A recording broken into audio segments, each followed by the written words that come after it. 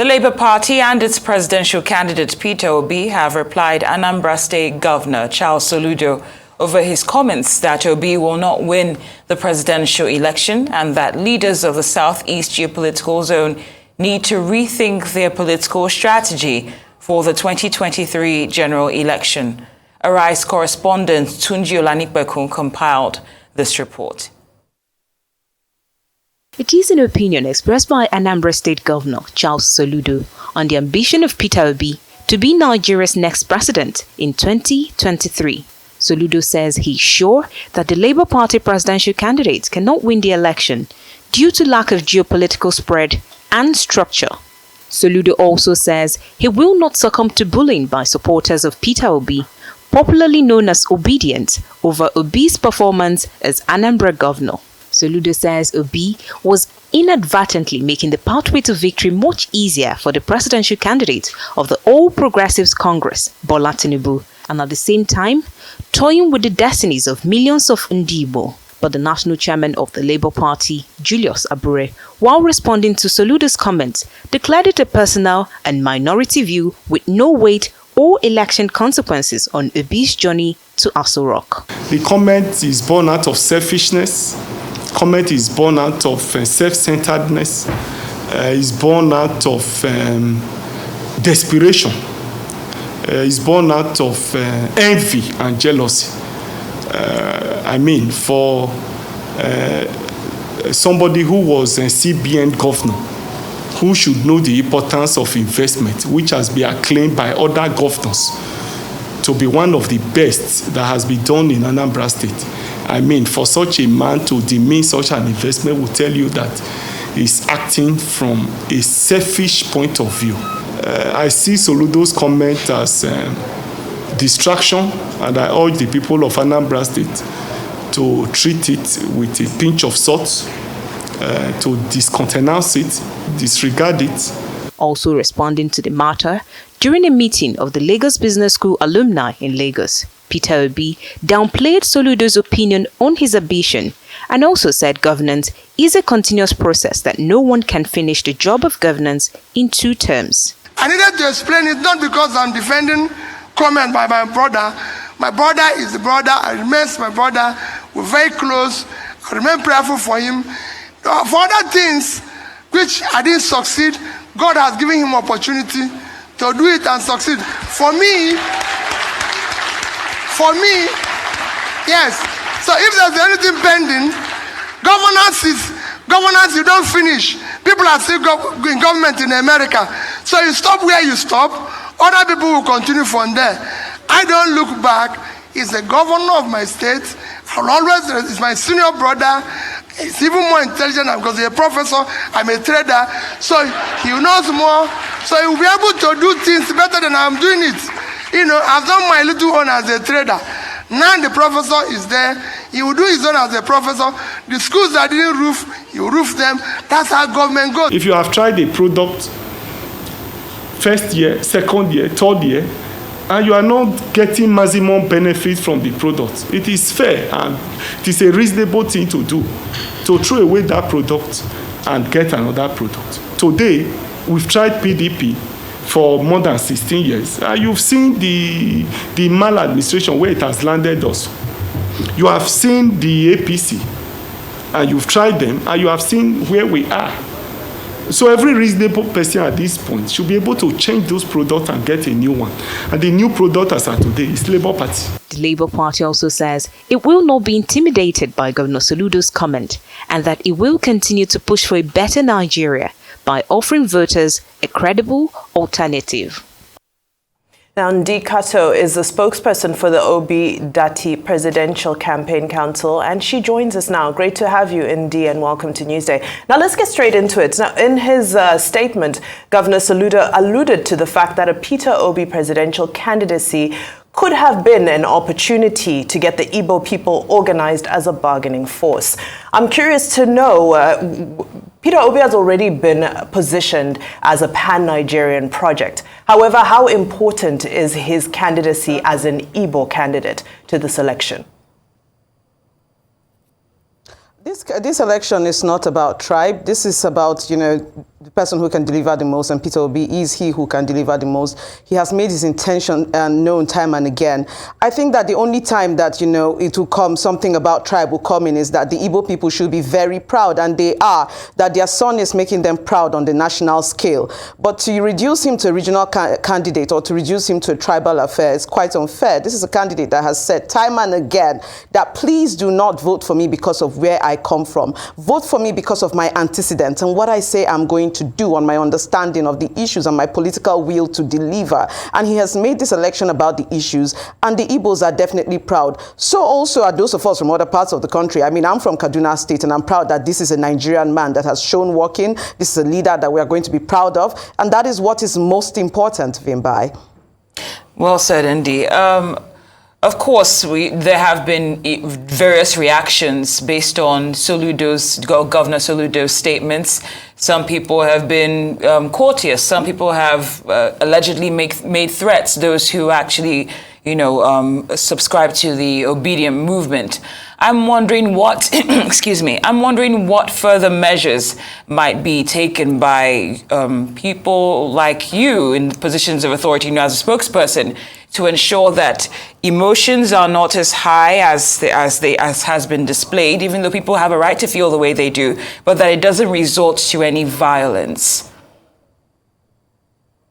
So to be clear, it's very, very unfair for Chukwuma Soludo to come on and say that, attacks that may have happened where he comes from, in which he has failed to secure his state, and these things are escalating with or without this statement that he has made. It's very unfair for him to tie it to the things that he has said. Anambra has been unsafe in recent weeks, and this, is a failure of governance. This has nothing to do with what was said by Chukwuma Soludo. This is him trying to pass the buck, trying to create excuses for situations happening back home, situations that with proper coordination between the state and the federal government can be under control. Now, with respect to people expressing their displeasure, that is one that we can face. And the conversation is really clear. People have not threatened Soludo's life. What they have said is that they would respond to him at the polls. And people have the right to do that. People have the right to say that, the character you are exhibiting, we're not happy with it. And coupled with the fact that, look, in recent times, we're not seeing what you said you were going to do when you get into government. We're not seeing that play out. You rode on the antecedents of Peter Obi into government. This was the person whose name you were dropping in all debates when you were running for governor, and now you've turned against that person. Of course, people can say, you know what, based on these actions, based on your non-performance, we're not going to vote for you. And I do not think that those should be considered threats against a person's life. No, that is people saying that at the polls we are going to make a decision, and based on what we have seen, we do not think that we trust you for a second term. Professor Soludo should not use that and extend to insecurity in his state and say things that have already been happening before you made these statements are happening because of the statement. It's unfair, and he is trying to paint Peter Obi and Obidents in a rough brush. Keep in mind that, again, Obidents are people who have held campaigns, held rallies, very peaceful rallies, held very peaceful conversations. Despite the naysayers, they are not people of violence. We are people who believe in a free and fair election, and we are working towards that.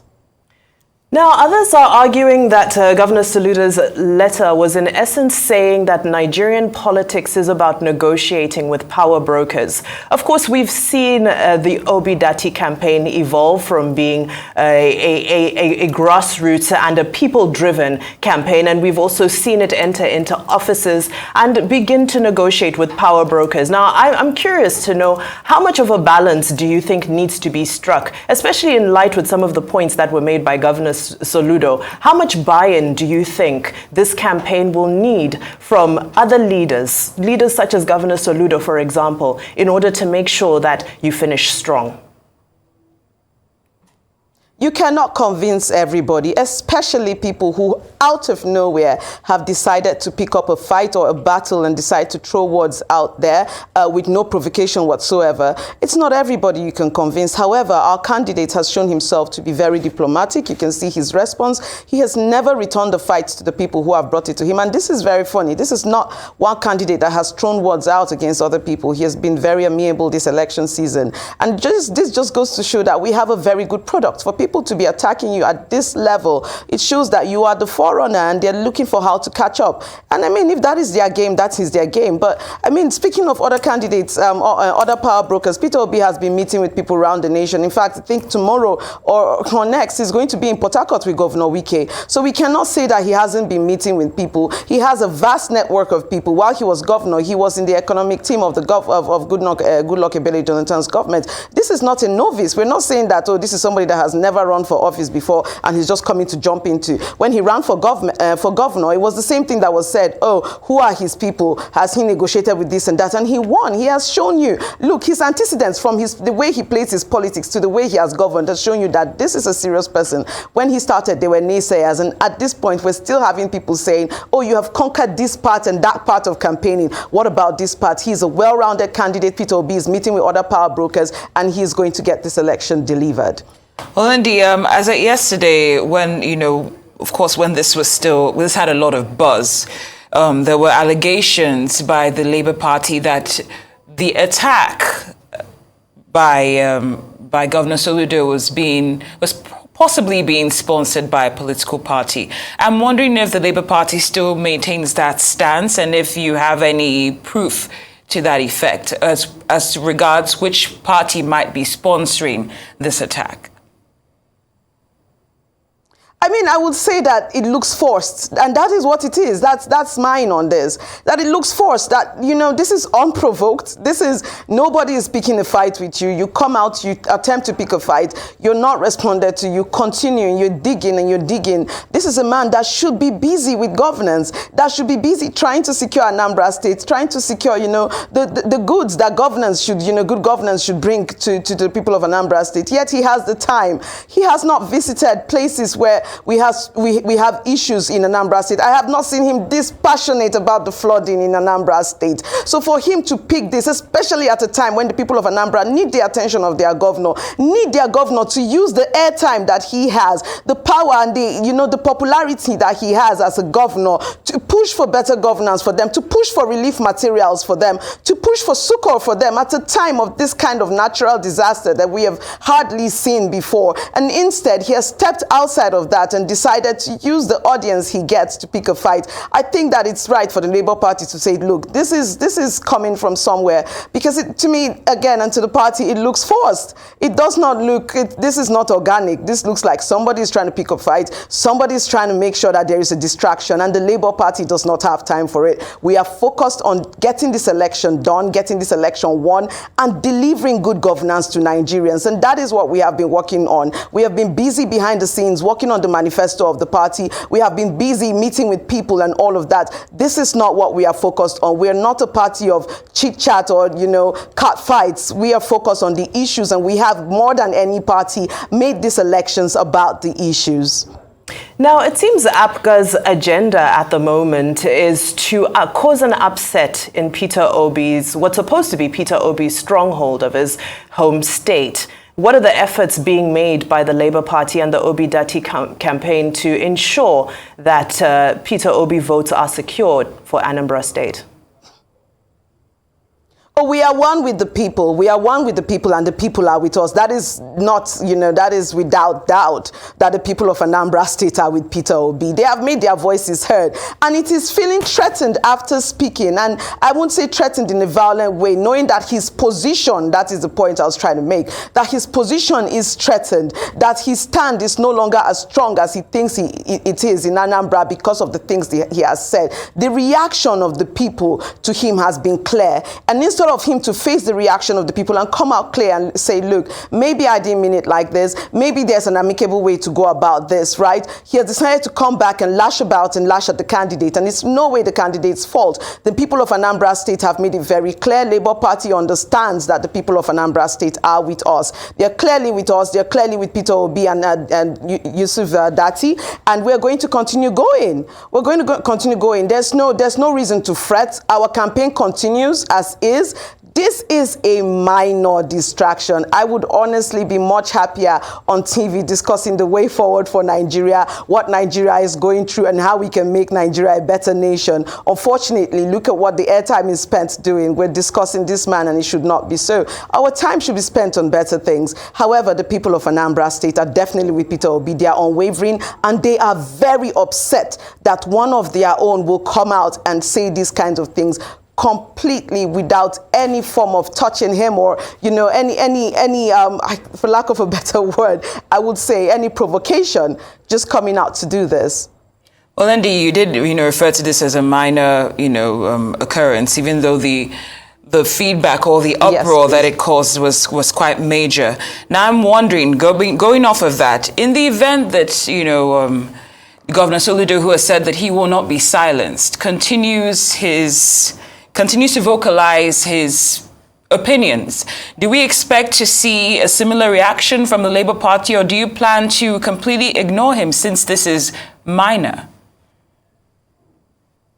Yes, we are going to ignore. This is not the kind of campaigns we focus on. This is the kind of campaigns you will see with other political parties that cannot discuss proper, ideologies, proper delivery of government services to the people, who do not have proper policies to put on the table. Those are the ones that would go back and forth like this, and we have seen it over this election season. However, the trail that Labour Party is blazing is one of how are we going to make Nigeria better? How is Peter Obi going to be the best candidate to deliver this, reaching the people, having town halls, having rallies, making sure that, look, everyone young and old is reaching. That is what we are focused on, not this. Again, he is lashing out because the reaction he got from people, he never expected it.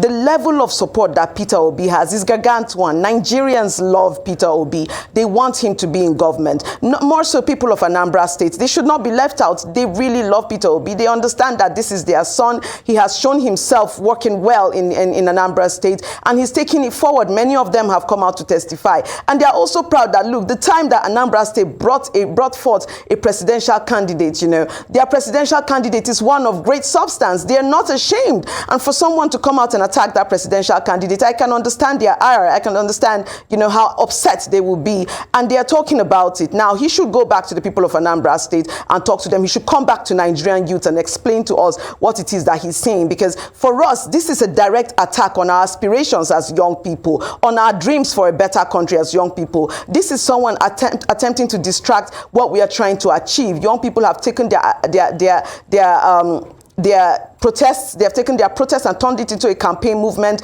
and we're moving ahead. So this is a distraction. Everybody is upset, of course, because where is this coming from? Is this necessary? Why are you doing this? That is it. But we're not going to be distracted by this. We're moving forward. I'm hoping that, again, with the media, your job is agenda setting. So I'm hoping that this is the last time you'll be calling me to discuss this. And the next time we meet, we will be talking about policies, as on both ends. You on your end, and myself will prefer to be discussing, not this, definitely. All right, well, as long as it's in the news, it's up for grabs for the conversation. Ndi Kato, spokesperson for the Obi-Datti Presidential Campaign. Thank you so much for your time and your insight on this issue.